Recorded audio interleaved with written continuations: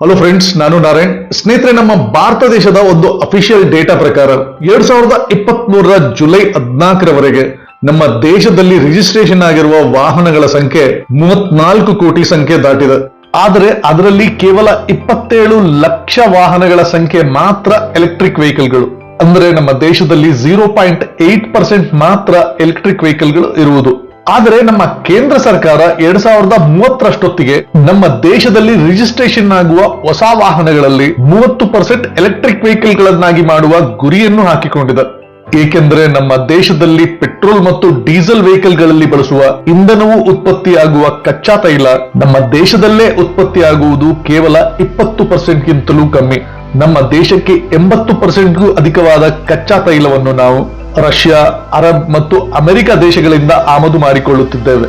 ನಮ್ಮ ದೇಶವು 2022ರಲ್ಲಿ 1,42,000 ಕೋಟಿ ರೂಪಾಯಿಯಷ್ಟು ಕಚ್ಚಾ ತೈಲವನ್ನು ಹೊರದೇಶಗಳಿಂದ ಆಮದು ಮಾಡಿಕೊಂಡಿದೆ. ಇಷ್ಟು ದೊಡ್ಡ ಮೊತ್ತ ಪ್ರತಿ ವರ್ಷ ನಮ್ಮ ದೇಶದಿಂದ ಹೊರದೇಶಗಳಿಗೆ ಹರಿದು ಹೋಗುತ್ತಿದೆ. ಇದನ್ನು ತಡೆಯಲಿಕ್ಕೆ ನಮ್ಮ ದೇಶಕ್ಕೆ ಇರುವ ಒಂದೇ ಉಪಾಯ, ನಮ್ಮ ದೇಶದಲ್ಲಿ ಮುಂದಿನ ದಿನಗಳಲ್ಲಿ ಎಲೆಕ್ಟ್ರಿಕ್ ವೆಹಿಕಲ್ ಮತ್ತು ಹೈಬ್ರಿಡ್ ವೆಹಿಕಲ್ ತರದ ವಾಹನಗಳಿಗೆ ಪ್ರೋತ್ಸಾಹ ಕೊಡುವುದು. ಈ ತರದ ಹೆಚ್ಚು ವಾಹನಗಳನ್ನು ಉತ್ಪಾದನೆ ಮಾಡಲು ವಾಹನಗಳನ್ನು ನಿರ್ಮಿಸುವ ಕಂಪನಿಗಳಿಗೆ ಮತ್ತು ಈ ತರದ ವಾಹನಗಳನ್ನು ಖರೀದಿಸುವ ಗ್ರಾಹಕರಿಗೆ ಇನ್ಸೆಂಟಿವ್ ಮತ್ತು ಸಬ್ಸಿಡಿ ತರದ ಆಕರ್ಷಕ ಕೊಡುಗೆಗಳನ್ನು ಘೋಷಣೆ ಮಾಡಿ ಈ ತರದ ವಾಹನಗಳು ಹೆಚ್ಚು ಬಳಕೆಗೆ ಬರುವಂತೆ ನೋಡಿಕೊಳ್ಳುವುದು. ಇದರಿಂದ ನಮ್ಮ ದೇಶಕ್ಕೆ 2 ರೀತಿಯ ಅನುಕೂಲವಾಗಲಿದೆ. ಒಂದು, ನಮ್ಮ ದೇಶದಲ್ಲಿ ಆಗುತ್ತಿರುವ ವಾಯು ಮಾಲಿನ್ಯ ತಗ್ಗುತ್ತದೆ ಮತ್ತು ಇನ್ನೊಂದು, ಹೊರದೇಶಗಳಿಗೆ ಹರಿದು ಹೋಗುತ್ತಿರುವ ಹಣವೂ ಸಹಿತ ಉಳಿಯುತ್ತದೆ. ಇದರಿಂದ ನಮ್ಮ ದೇಶದ ಆರ್ಥಿಕತೆಗೆ ಹೆಚ್ಚು ಬಲ ಬರುತ್ತದೆ. 2008ರಲ್ಲಿ ಮೊದಲ ಬಾರಿಗೆ ಅಮೆರಿಕ ದೇಶದಲ್ಲಿ ಟೆಸ್ಲಾ ಕಂಪನಿ ತನ್ನ ಲಿಥಿಯಂ ಅಯಾನ್ ಬ್ಯಾಟರಿ ಚಾಲಿತ ರೋಡ್ ಸ್ಟಾರ್ ಕಾರ್ ಬಿಡುಗಡೆ ಮಾಡುವ ಮೊದಲು ಎಲೆಕ್ಟ್ರಿಕ್ ಕಾರ್ಗಳೇನೋ ಇದ್ದವು. ಆದ್ರೆ ಆ ಕಾರ್ಗಳು ಆಕರ್ಷಕ ಸೇವೆಗಳನ್ನು ಒದಗಿಸುತ್ತಿರಲಿಲ್ಲ. ಆದರೆ ಟೆಸ್ಲಾ ಕಂಪನಿ ತನ್ನ ಹೊಸ ಎಲೆಕ್ಟ್ರಿಕ್ ಕಾರ್ ಬಿಡುಗಡೆ ಮಾಡಿ ತನ್ನ ಎಲೆಕ್ಟ್ರಿಕ್ ಕಾರ್ ಯಾವುದೇ ಪೆಟ್ರೋಲ್ ಮತ್ತು ಡೀಸೆಲ್ ಕಾರ್ಗಳಿಗೂ ಕಮ್ಮಿ ಇಲ್ಲ ಮತ್ತು ಎಲ್ಲ ರೀತಿಯಿಂದಲೂ ಪೈಪೋಟಿ ನೀಡಬಲ್ಲವು ಎಂದು ನಿರೂಪಿಸಿದ ಮೇಲೆ ಹಲವಾರು ಹೊಸ ಕಂಪನಿಗಳು ಮತ್ತು ಬಹಳ ವರ್ಷಗಳಿಂದ ಪೆಟ್ರೋಲ್ ಮತ್ತು ಡೀಸೆಲ್ ಕಾರ್ಗಳನ್ನಷ್ಟೇ ಉತ್ಪಾದನೆ ಮಾಡುತ್ತಿದ್ದ ಕಂಪನಿಗಳು ಸಹ ಹೊಸ ಮಾದರಿಯ ಎಲೆಕ್ಟ್ರಿಕ್ ಕಾರ್ಗಳನ್ನು ನಿರ್ಮಾಣ ಮಾಡಲು ಪ್ರಾರಂಭ ಆದವು. ಈ ಎಲ್ಲಾ ಎಲೆಕ್ಟ್ರಿಕ್ ವಾಹನಗಳಲ್ಲಿ ಮುಖ್ಯವಾಗಿ ಬೇಕಿರುವ ಇಂಧನದ ರೀತಿಯಲ್ಲಿ ಕೆಲಸ ಮಾಡುವ ವಸ್ತು ಅಂದರೆ ಬ್ಯಾಟರಿ. ಎಷ್ಟೋ ಜನಕ್ಕೆ ತಿಳಿದಿಲ್ಲ, ಬ್ಯಾಟರಿಯಲ್ಲಿ ಓಡಬಹುದಾದ ವಾಹನಗಳು ಈಗ ಓಡುತ್ತಿರುವ ಪೆಟ್ರೋಲ್ ಮತ್ತು ಡೀಸೆಲ್ ಕಂಬಷನ್ ಇಂಜಿನ್ ಆವಿಷ್ಕಾರ ಆಗುವ ಮುಂಚೆಯೇ 1836ರಲ್ಲಿಯೇ ಕೆಲವು ಇನ್ವೆಂಟರ್ಗಳು ಈ ತರದ ಬ್ಯಾಟರಿಯಲ್ಲಿ ಓಡಬಹುದಾದ ವಾಹನಗಳನ್ನು ನಿರ್ಮಿಸಿದ್ರು ಮತ್ತು ಅವರು ಆ ವಾಹನಗಳನ್ನು ಪ್ರಾಯೋಗಿಕವಾಗಿ ಹೇಗೆ ಓಡುತ್ತವೆಂಬುದನ್ನು ಸಾರ್ವಜನಿಕವಾಗಿ ತೋರಿಸಿದರು. ಮುಂದೆ 1884ರಲ್ಲಿ ಥಾಮಸ್ ಪಾರ್ಕರ್ ಅವರು ತಮ್ಮ ಮೊದಲ ಎಲೆಕ್ಟ್ರಿಕ್ ಕಾರನ್ನು ಸಾರ್ವಜನಿಕರಿಗೆ ಬಿಡುಗಡೆ ಮಾಡಿದರು. ಅಲ್ಲಿಂದ ಮುಂದೆ 1908ರವರೆಗೆ ಪೆಟ್ರೋಲ್ ಕಾರ್ಗಳು ಮಾಸ್ ಪ್ರೊಡಕ್ಷನ್ ಆಗುವವರೆಗೆ ಜನ ಹೆಚ್ಚಾಗಿ ಬಳಸುತ್ತಿದ್ದುದು ಎಲೆಕ್ಟ್ರಿಕಲ್ ವಾಹನಗಳನ್ನೇ. ನಂತರ ಎಲೆಕ್ಟ್ರಿಕ್ ವಾಹನಗಳಿಗಿಂತ ಕಮ್ಮಿ ಬೆಲೆಗೆ ಪೆಟ್ರೋಲ್ ವಾಹನಗಳು ಮಾರುಕಟ್ಟೆಗೆ ಬರಲು ಪ್ರಾರಂಭ ಆದ ನಂತರ ಆಗಿದ್ದ ಎಲೆಕ್ಟ್ರಿಕ್ ವಾಹನಗಳು ಒಂದು ಬೆಲೆಯಲ್ಲಿ ಹೆಚ್ಚಿದ್ದು ಮತ್ತು ಪ್ರತಿ 40ರಿಂದ 50 ಕಿಲೋಮೀಟರ್ಗಳಿಗೆ ರೀಚಾರ್ಜ್ ಮಾಡಬೇಕಿದ್ದ ಎಲೆಕ್ಟ್ರಿಕ್ ವಾಹನಗಳಿಗೆ ಬೇಡಿಕೆ ಕಮ್ಮಿಯಾಗಿ ಆಗಿನ ಮಾರುಕಟ್ಟೆಯಲ್ಲಿ ಪೆಟ್ರೋಲ್ ವಾಹನಗಳ ಜೊತೆ ಪೈಪೋಟಿ ಮಾಡಲಾಗದೆ ಆ ಎಲೆಕ್ಟ್ರಿಕ್ ವಾಹನಗಳ ನಿರ್ಮಾಣ ನಿಂತು ಹೋಯಿತು. ಮುಂದೆ 1997ರವರೆಗೆ ಪೆಟ್ರೋಲ್ ಮತ್ತು ಡೀಸೆಲ್ ವಾಹನಗಳು ತಮ್ಮ ಮೋನೋಪಲಿಯನ್ನು ಮುಂದುವರಿಸಿಕೊಂಡು ಬಂದವು. ಮುಂದೆ ಹೆಚ್ಚಾಗುತ್ತಲೇ ಇದ್ದ ಪೆಟ್ರೋಲ್ ಮತ್ತು ಡೀಸೆಲ್ ಇಂಧನದ ಬೆಲೆ ಕಾರಣದಿಂದ ಮತ್ತು ಮುಖ್ಯವಾಗಿ ಈ ವಾಹನಗಳಲ್ಲಿ ಆಗುತ್ತಿದ್ದ ವಾಯು ಮಾಲಿನ್ಯವನ್ನು ಹತೋಟಿಗೆ ತರುವ ಕಾರಣದಿಂದ ಮುಂದೆ 1997ರಲ್ಲಿ ಟೊಯೋಟಾ ಕಂಪನಿ ಮೊದಲ ಬಾರಿಗೆ ತನ್ನ ಹೈಬ್ರಿಡ್ ಕಾರ್ ಬಿಡುಗಡೆ ಮಾಡಿ ಪೆಟ್ರೋಲ್ ಮತ್ತು ಡೀಸೆಲ್ ವಾಹನಗಳಿಗೆ ಪೈಪೋಟಿಯಾಗಿ ಇನ್ನೊಂದು ಆಲ್ಟರ್ನೇಟಿವ್ ವೆಹಿಕಲ್ ಆಗತೊಡಗಿತು. ಈ ವಾಹನಗಳಲ್ಲಿ ಹೊಸ ಮಾದರಿಯ ನಿಕಲ್ ಮೆಟಲ್ ಹೈಡ್ರೈಡ್ ಬ್ಯಾಟರಿಗಳನ್ನು ಉಪಯೋಗಿಸಲು ಪ್ರಾರಂಭಿಸಿದರು. ಮುಂದೆ 2006ರಲ್ಲಿ ಲಿಥಿಯಂ ಅಯಾನ್ ಬ್ಯಾಟರಿ ಚಾಲಿತ ಟೆಸ್ಲಾ ಕಂಪನಿಯ ಕಾರು ಪ್ರಾಯೋಗಿಕವಾಗಿ ಸಕ್ಸಸ್ ಆದ ನಂತರ ಎಲ್ಲಾ ಬದಲಾವಣೆಗಳು ಪ್ರಾರಂಭ ಆಗತೊಡಗಿದವು. ಈಗ ಎಲ್ಲಾ ಪ್ರಮುಖ ಬ್ರ್ಯಾಂಡ್ಗಳ ವಾಹನಗಳನ್ನು ನಿರ್ಮಿಸುವ ಕಂಪನಿಗಳು ತಮ್ಮ ಪ್ರಮುಖ ಮಾಡೆಲ್ಗಳ ಕಾರ್ಗಳಲ್ಲಿ ಎಲೆಕ್ಟ್ರಿಕ್ ವೆಹಿಕಲ್ ವರ್ಷನ್ ಗಳನ್ನು ಬಿಡುಗಡೆ ಮಾಡಿವೆ.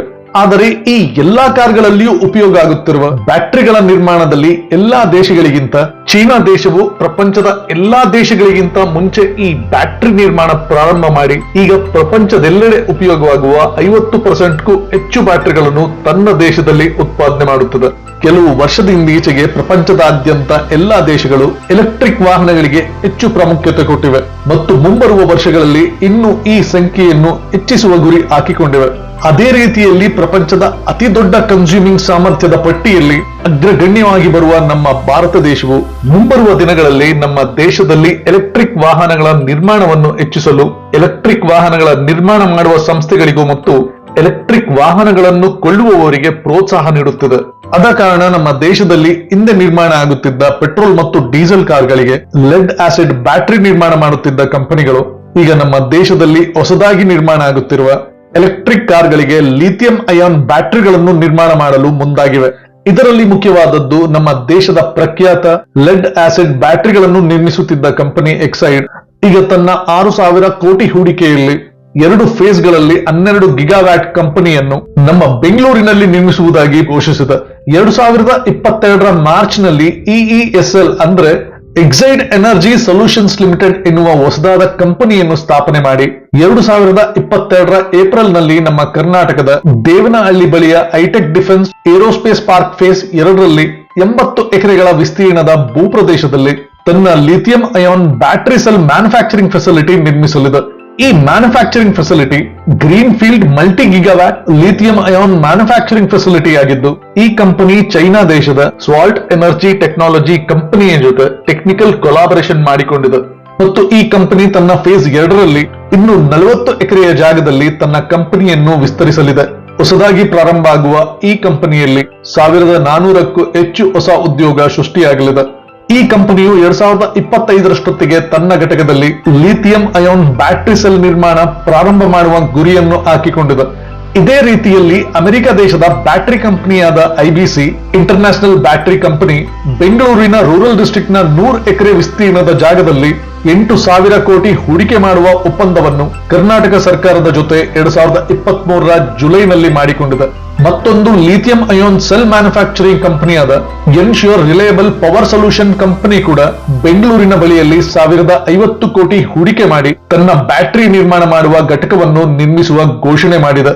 ಮತ್ತು ನಮ್ಮ ಬೆಂಗಳೂರಿನ ಸ್ಟಾರ್ಟ್ಅಪ್ ಕಂಪನಿಯಾದ ಲಾಗ್ನೈನ್ ಮೆಟೀರಿಯಲ್ಸ್ ಕಂಪನಿ 2023ರ ಏಪ್ರಿಲ್ ನಲ್ಲಿ ನಮ್ಮ ಭಾರತ ದೇಶದಲ್ಲೇ ಪ್ರಪ್ರಥಮ lithium ion commercial cell manufacturing unit ಅನ್ನು ನಮ್ಮ ಬೆಂಗಳೂರಿನಲ್ಲಿ ಇನಾಗ್ರೇಟ್ ಮಾಡಿದೆ.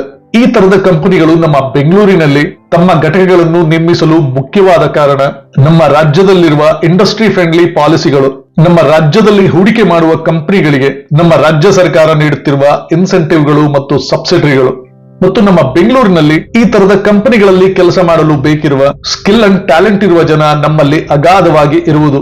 ಈ ತರದ ಕಾರಣಗಳಿಂದ ಮುಂಬರುವ 5ರಿಂದ 10 ವರ್ಷಗಳವರೆಗೆ ಈ ಲಿಥಿಯಂ ಅಯಾನ್ ಬ್ಯಾಟರಿ ನಿರ್ಮಾಣ ಮಾಡುವ ಉದ್ದಿಮೆ ಬಹಳ ವೇಗವಾಗಿ ಬೆಳೆಯಲಿದೆ ಮತ್ತು ನಮ್ಮ ಬೆಂಗಳೂರಿನಲ್ಲಿ ಸಾವಿರಾರು ಹೊಸ ಉದ್ಯೋಗಗಳು ಸೃಷ್ಟಿಯಾಗಲಿವೆ.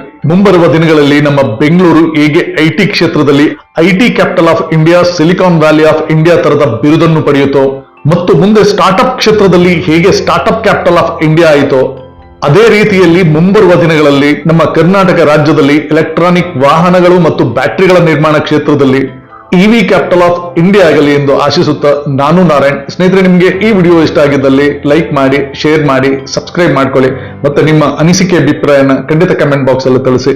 ನಮ್ಮ ಈ ವಿಡಿಯೋನ ಇಲ್ಲಿವರೆಗೂ ವಾಚ್ ಮಾಡಿದ್ಕೆ ಥ್ಯಾಂಕ್ ಯು, ಧನ್ಯವಾದ, ನಮಸ್ಕಾರ.